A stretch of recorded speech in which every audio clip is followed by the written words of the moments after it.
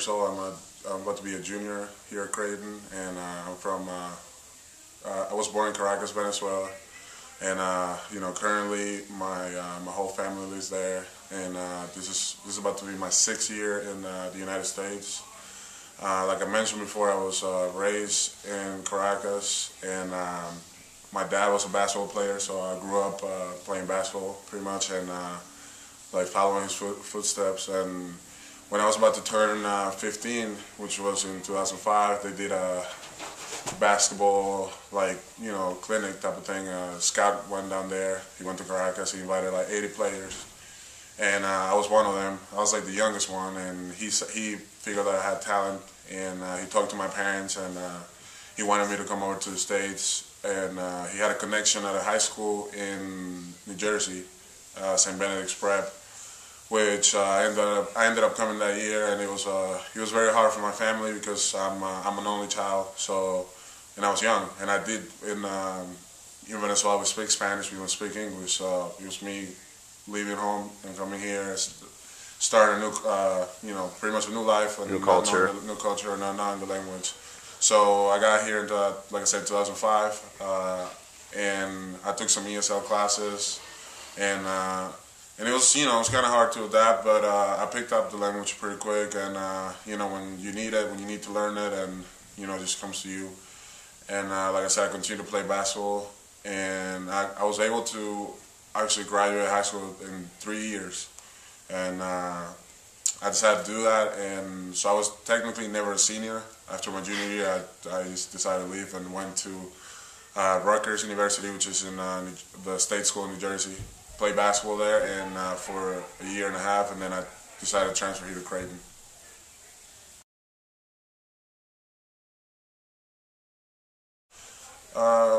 Growing up in Venezuela it's tough because the country is very dangerous. There's a big gap in between people that have a lot and people that really don't have anything, and there's a very few middle class. And I've been lucky that my parents work hard, and I can say that I'm part of that. And but there's a lot of people that don't have anything, and sometimes you just gotta be careful where you go and what you do, and and you have to be smart. Like I said, I use basketball as as escape, and I started playing with a lot of people that right now they're just there are some of them not even they're dead, some of them just in bad things, and it's weird. Every time I get to go back to Venezuela once a year, you always hear stories about people and what happened to them, and definitely I think that in order for me to achieve what I wanted to, I had to leave. I had to get out of there because they do not pay a lot of attention to high school sports or college sports, and they only want to focus once you start getting older, almost trying to sign you to be professional. That's when the whole attention is. Okay. And so that's why my parents thought that in order for me to get a better education and try to get a better future for myself, they figured that it was best for me to come to the States and try to achieve those goals. Do you still stay in touch with friends from back home? I still stay in touch with friends from back home, and sometimes I wish I talked to them more. Obviously now there's the internet and everything's Facebook. And, it makes it a lot easier. But when I first got here, though, I did not have any of that, and it was kind of tough. My first year here, it was very tough to stay in touch with people. I had to try to call. I had to buy some phone cards, and it was pretty tough. But eventually you adapt, and now obviously I've been through it, so I don't get homesick as much, and I still miss it. But you grow and you learn how to work it. What food do you miss the most from back home? A difference from Venezuela and here is that I feel like people cook a lot more at their home. So my mom always, it'll be a lot of days that I'll eat breakfast, lunch, and dinner at my house. At home. Yeah. So here it's more you go out and and which is fine. I like it too, but it's not that we do that a lot over there. The homemade cooking. Yeah, and there's different dishes. I don't know if you might have heard of empanadas, which is they're fried, and you can put pretty much anything inside of it, And that's actually what I miss the most. My mom always used to make that for me.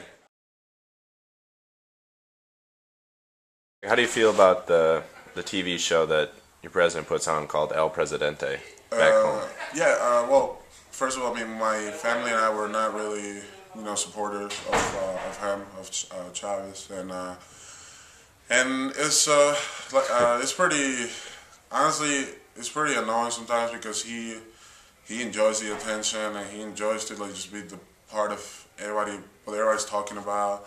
So he created that show, which, if I'm not mistaken, it started to be just 1 hour, and it used to be like early in the morning, and if you were a follower, you wake up and you watch it. And but then, obviously, I'm not a supporter, so I don't watch it, but I hear that he just goes on for hours and hours, and he does whatever he wants. He sings, he does, is a joke to me, and one thing that he does as well is that he controls a lot of the channels. So if you don't have like cable television, he'll try to show whatever he wants on those channels. So his show will be in it. It's also on the radio. So he has figured a way to make it more like available for people, even if they don't want to watch it. So for those who can't afford cable television, they have to just watch it, and it shouldn't be that way. There's not freedom of it's not freedom at all. There's not freedom of speech either. So it's like he's trying to control everything.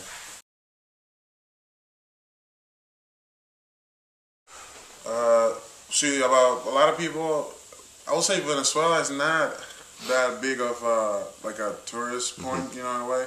Like more people want to go to like Cancun or Puerto Rico or stuff like that. But Venezuela does have very nice parts. I mean, it is, it has its bad sides like every other country. But there's actually an island called Margarita, and it's part of one of the states of Venezuela, and it's actually only about a 30-minute plane ride from Caracas. And I actually lived there because my dad played basketball there. They have a basketball team, and I lived there for a little bit. And it's pretty much, it's nice. It's an island. It's like the weather is beautiful. The ocean is right there. Like the water is clear. So if you ever want to go to Venezuela, that's definitely a spot that you should definitely go there. Like, it's pretty nice.